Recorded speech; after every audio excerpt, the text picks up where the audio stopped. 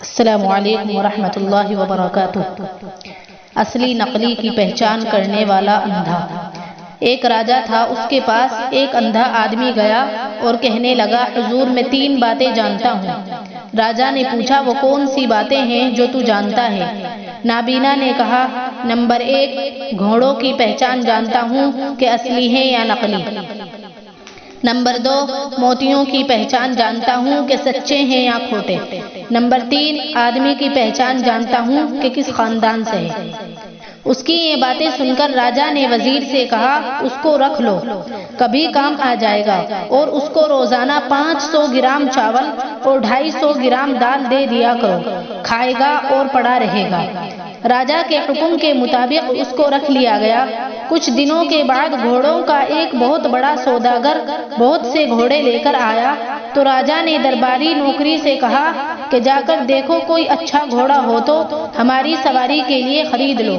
درباری نوکر دیکھنے گئے، گھوڑے کے پورے ریوڑ میں ایک گھوڑا پسند کیا تو کسی نے کہا، حضور وہ نابینا کہتا تھا کہ میں گھوڑوں کی پہچان جانتا ہوں، اس کو یہ گھوڑا دکھلائیے، کئی مہینے سے مفت میں دال چاول کھا رہا ہے۔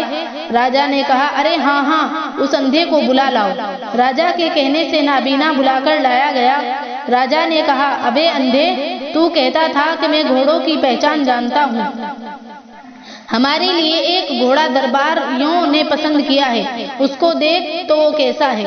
نابینا نے کہا، حضور مجھے اس گھوڑے کے پاس پہنچا دیں یا پھر میرے پاس گھوڑا لایا جائے۔ راجہ نے حکم دیا کہ گھوڑا یہاں لایا جائے۔ راجہ کا حکم ہوتے ہی گھوڑے کو لا کر نابینا کے ہاتھ میں اس کی رسی تھما دی گئی۔ نابینا گھوڑے کے اوپر بہت دیر تک ہاتھ پھیرتا رہا، پھر سمجھ کر کہنے لگا، حضور گھوڑا تو بہت اچھا ہے لیکن پانی میں بیٹھ جائے گا۔ راجہ نے کہا، ابے اندھے، گھوڑا بھی کہیں پانی میں بیٹھتا ہے؟ کیا یہ بھینس ہے جو پانی میں بیٹھ جائے گی؟ نابینا نے کہا، حضور اگر آپ ہماری بات نہیں مانتے تو اس گھوڑے کو پانی کی نہر سے گزار کر دیکھ لیجئے۔ راجہ نے نوکروں کو حکم دیا کہ گھوڑے کو فلاں نہر کے پاس لے جاؤ۔ نوکر جب گھوڑے کو نہر کے پاس لے گئے تو پانی دیکھتے ہی وہ نہر میں جا کر بیٹھ گیا۔ نوکروں نے بڑی مشکل سے مار کر پانی سے نکالا اور دربار میں لے جا کر راجہ سے سارا واقعہ بیان کیا۔ راجہ کو بڑا تعجب ہوا کہ نابینا کی بات صحیح ہو گئی۔ چنانچہ اس نے نابینا سے پوچھا کہ آخر گھوڑے کے پانی میں بیٹھ جانے کا سبب کیا ہے؟ نابینا نے کہا، حضور اس گھوڑے کی ماں بچپن میں مر گئی تھی تو اس کو بھینس کا دودھ پلا کر پالا گیا۔ سوداگر نے کہا، حضور واقعی اس کی ماں بچپن میں مر گئی تھی، میں اسے بھینس کا دودھ نہ پلاتا تو کیا کرتا؟ جب نابینا کی بات صحیح ثابت ہو گئی تو راجہ نے اندھے سے کہا، ابے اندھے، یہ تو بتا تجھے یہ کیسے پتا چلا کہ اس گھوڑے کی ماں بچپن میں مر گئی تھی اور اس کو بھینس کا دودھ پلایا گیا؟ نابینا نے کہا، حضور گھوڑے کی پیٹھ کی جو ہڈی ہوتی ہے اس سے اس گھوڑے کی پیٹھ کی ہڈی 2 انگل بڑی ہے، یہ ہڈی بھینس کا دودھ پلانے سے بڑھ جاتی ہے۔ راجہ نے سوچا، راجہ نے کہا، یہ اندھا تو بڑے کمال کا آدمی ہے۔ حکم دیا کہ اس کو آج سے 1 کلو چاول اور 500 گرام دال دی جائے۔ اب کچھ نابینا کا بھاؤ بڑھا۔ ایک مرتبہ موتیوں کا سوداگر آیا تو راجہ نے اپنے درباریوں سے کہا کہ اگر اچھے ہوں تو لے لو۔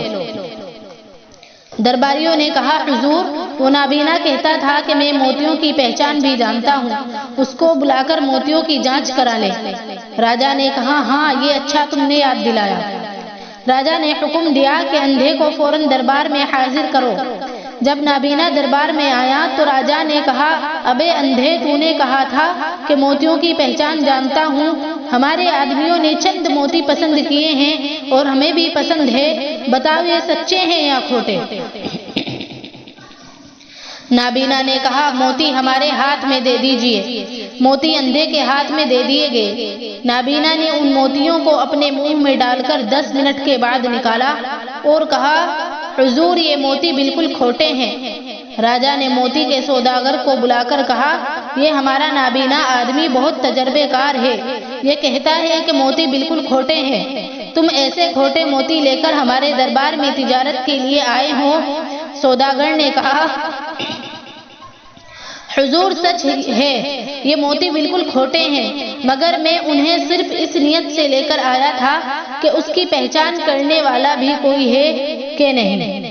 راجا نے نابینا سے کہا، ابے تجھے نظر تو آتا نہیں، پھر تو نے کیسے سمجھ لیا کہ یہ موتی کھوٹے ہیں؟ نابینا نے کہا، حضور میں ان موتیوں کو منہ میں ڈال کر 10 منٹ تک گھماتا رہا، مگر کچھ پتا نہ چلا، کیونکہ جو سچے موتی ہوتے ہیں اس کو منہ میں ڈالنے سے 2-4 منٹ ہی میں لعاب پیدا ہونے لگتا ہے، اور اگر کھوٹے ہوتے ہیں تو منہ میں خراش پیدا ہونے لگتی ہے۔ یہ موتی منہ میں خراش پیدا کر رہے تھے، اس لیے میں سمجھ گیا کہ یہ کھوٹے ہیں۔ نابینا کی یہ بات سن کر راجا بہت خوش ہوا اور وزیر کو حکم دیا کہ اس کو جتنا چاول دال روزانہ ملتا ہے اس میں کچھ اضافہ کر دو۔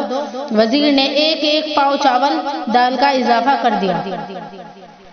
راجا نے نابینا سے کہا، ابے اندھے، تیری 2 باتیں تو بالکل صحیح ثابت ہو گئی، تیری ایک بات باقی رہی کہ تو آدمی کی پہچان جانتا ہے کہ وہ کس خاندان کا ہے، تو ہمیں بتا کہ میں کس خاندان کا ہوں۔ نابینا نے کہا، حضور آپ نہ پوچھئے کہ آپ کس خاندان کے ہیں، کسی دوسرے آدمی کا خاندان پوچھئے۔ راجا نے کہا، میں اپنا خاندان تجھ سے پوچھوں گا، دوسرے کا کیوں پوچھوں؟ نابینا نے کہا، حضور اگر آپ اپنا خاندان پوچھنا چاہتے ہیں تو بھرے دربار میں مت پوچھئے، تنہائی میں پوچھئے۔ راجا نے کہا، میں بھرے دربار میں سب کے سامنے پوچھوں گا، میں راجا ہوں، کسی سے ڈرتا تھوڑے ہی ہوں۔ نابینا نے کہا، اگر آپ اپنا خاندان بھرے دربار میں سب کے سامنے پوچھنا چاہتے ہیں تو حضور آپ ہمیں معافی نامہ لکھ کر دیں کہ آپ مجھے غصے میں آ کر قتل نہیں کروائیں گے، تاکہ میں بالکل بے فکر ہو کر آپ کا خاندان بتا سکوں۔ راجا نے کہا، میں اپنا خاندان تجھ سے پوچھتا ہوں، اس میں تم کو قتل کرنے کی کیا وجہ ہے؟ نابینا نے کہا، نہیں سرکار، آپ مجھے پہلے معافی نامہ لکھ کر دے دیں تو میں آپ کا خاندان بتا دوں گا۔ نابینا کے کہنے پر راجا نے اس کو معافی نامہ لکھ کر دے دیا اور کہا، ابے اندھے، اب بتا میں کس عالی خاندان کا ہوں؟ اس پر نابینا نے کہا، حضور معاف کیجیے گا، آپ بنیے کے خاندان سے ہیں۔ یہ سن کر راجا کو بڑا تعجب ہوا کہ میں راجا ہوتے ہوئے بنیے کے خاندان سے کیسے ہو گیا۔